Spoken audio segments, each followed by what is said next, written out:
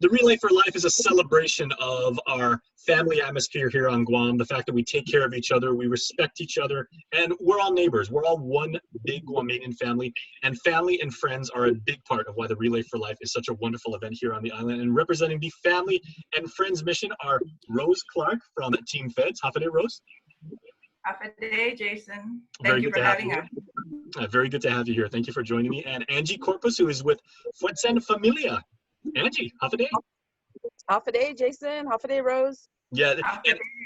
and you know, Again, I must say, as someone who participates in the Relay for Life, you know, at least in years past in person, I've always been huge fans of both of your organizations. The way you guys come out, you know, the positivity you project, but also, you know, who you're doing it for. So maybe Rose, if you can give us like a little bit of a backstory on Team Feds and how you started. Hi, good morning again. Team Feds started 16 years ago. The year before that, one of my co-workers, May Bloss, most of you would know her, she got, she was diagnosed with breast cancer. So then a year after that, then, you know, we were all still at work and talking about, hey, how about joining the Relay for Life? So in 2004, then we joined and we formed Team Feds. And we just kind of got in people from the federal law enforcement agencies and stuff to join us. And then, you know, and here we are 16 years later, we're celebrating our 16th birthday this year, 2020.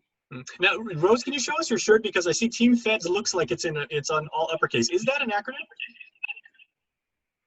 Well, you know, we started out with just us, you know, with the employees working for the federal government, but really this has nothing to do with the federal government or local government. It's all in support of the American Cancer's mission of saving lives. So, but I mean, we've thrown out acronyms like fabulous, enthusiastic, dudeous sisters, you know, for one of them, and another one is just friends, empowered to do service. So, you know, you take one of those. And we're still Team Feds, one team, one hope. I'm going to take a wild guess, and I think the Dudu Sisters one would be very, very popular with a lot of people. But both are incredibly creative. Good job, well done. Well, thank you. Okay, and Angie, can you give us a story behind Fuetsen Familia, please? Well, we've actually been relaying for the past, I want to say 13 years, maybe 14 relays. We originally started out as a company team through my employer. After I came back from treatment, we decided to form our team. And we did that for about maybe 9 years. And I had a lot of people who wanted to participate, but they were kind of, you know, hesitant because they didn't work for the company that I worked for. And so I decided to change it up to a friends and family team. And basically, it opened up to not just my coworkers, my friends, anybody who wanted to join our team, who wanted to find a place at Relay, was welcome. So this is our fourth relay as Fuetsen Familia, and Fuetsen Familia basically stands for in Chamorro, translated to English, is family strength. As we all know, going through a diagnosis, going through treatment, you know, we need that family support, the support of our friends, our colleagues, to get us through, you know, the journey. That is absolutely incredible. So, you know, congratulations to you and to you both, you know, for the amazing work that you've done up to this point.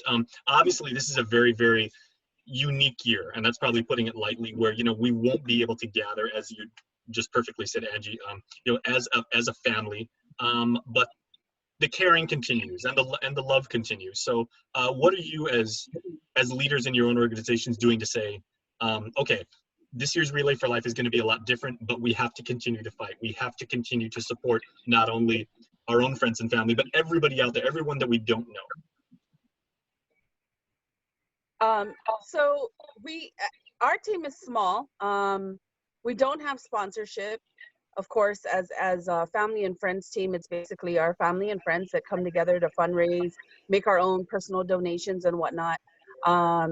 And so we started early. I want to say the last couple of years, we started early, like as soon as the Relay website is up for the new season, we register, we start our fundraising because we don't have sponsorship. So during this time, I found we actually raised our 10,000 right before COVID-19 kicked in. So we were lucky that we were ahead of our game this season.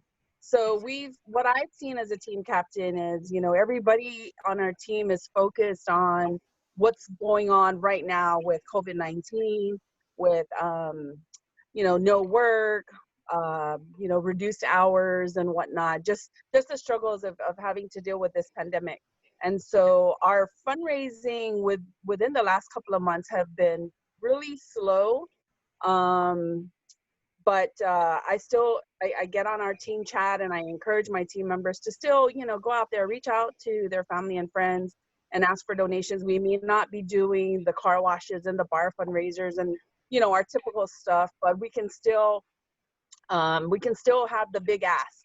And the worst thing they can say is no or not right now. And sometimes now's not a good time, but hey, check back in another few weeks and somebody might be able to make a donation. So there's, still the little things that we can do, which is the big ask. And then of course, Luminaria sales. And then individual fundraising type, like, food sales or, bake sales or that type of thing. Well, Angie, please don't downplay like the fact that you say, we're just a small team and everything. Like the work you were doing is magnified so many different times. And obviously, COVID cannot stop your heart. It cannot stop your spirit. And, regardless of how many people you have on your team, what you're doing is so much bigger than the size of your team. So, you are to be congratulated and commended. So thank you. Thank you. And the thing with our team, and I'm pretty sure it's very similar to Rose's team. It started out with me as a survivor, and I've always tried to include other survivors who want to be part of Relay but don't have maybe a corporate connection somehow. But my team is literally made up of people who have been directly affected by cancer. We've got a few survivors. We've got a couple of spouses that have a survivor spouse or has lost a spouse.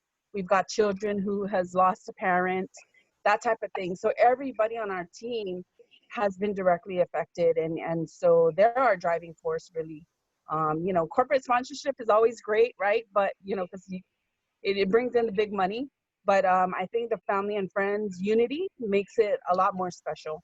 Well, let me ask Rose, because Rose, I would assume that, with the experience of you and your teammates as, former federal employees and everything like that, it's in your training to complete the job until it's done. So I'm going to go ahead and say that, the concern and the care that you have for making sure that you fundraise, that you provide resources, and that you let people know that are going through cancer, that we're here for you and we're going to be here for you, that hasn't changed one bit. No, it hasn't. And, we've been fortunate that we've gotten the support from our supervisors and stuff. But, of course, we know that we cannot go out and solicit and, for donations and stuff. So pretty much our team, like Angie's, it's a small team and it's really just all the friends. And as a matter of fact, my team members are the Golden Girls. And we hang out, we go to birthday dinners and play bunco. So actually bunco, that's where bunco originated, where we decided to do it as a fundraiser. And it's been now our annual big fundraiser, aside from our annual chili cook-off. So, Rose, age ain't nothing but a number, like they so famously say. Right. So it really hurt us this time because bunco, you play with dice and you roll it and you're touching it. So if COVID-19, you can't really do that. We had one scheduled for the end of March, and of course we had to cancel that. So now we just bring gloves and bring hand sanitizer for the dice. Well, that's what I said. Who's gonna come? So anyhow, so now we just rely on online donations. As a matter of fact, just this week, we already got $300 just from, just asking friends. So, that's nice. But Team Fed strives to raise 10,000 every year. And we've been fortunate for the last probably, 8 to 10 years. But this year, we're only halfway there. And then COVID came and that even hurt us more. But,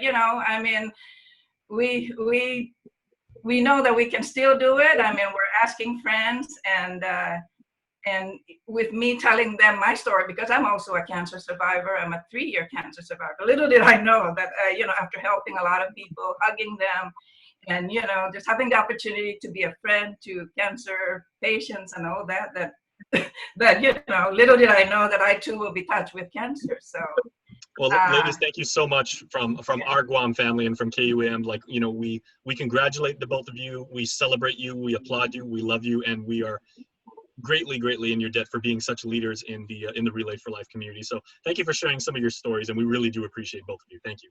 You're welcome. All right. Thank you.